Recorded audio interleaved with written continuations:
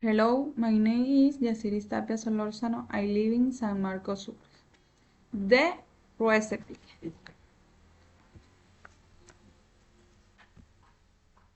Avocado salad. Ingredients: 1. 2 fried papecaro. 2. 1 Mary and tomato dice. 3. 1 cut fine chopped onion. 4. Joseph 1 lemon. 5. Salt to taste. Preparation: 1.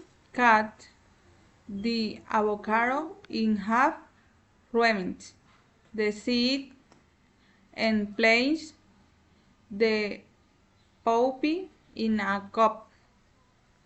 2. Mash the avocado with the fork and chop it reaches your desired consistency. 3. Add tomato, chopped onions, lemon juice, and salt to taste.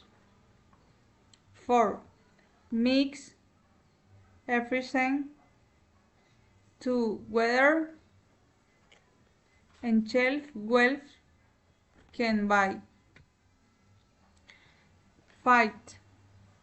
Testing and adjusting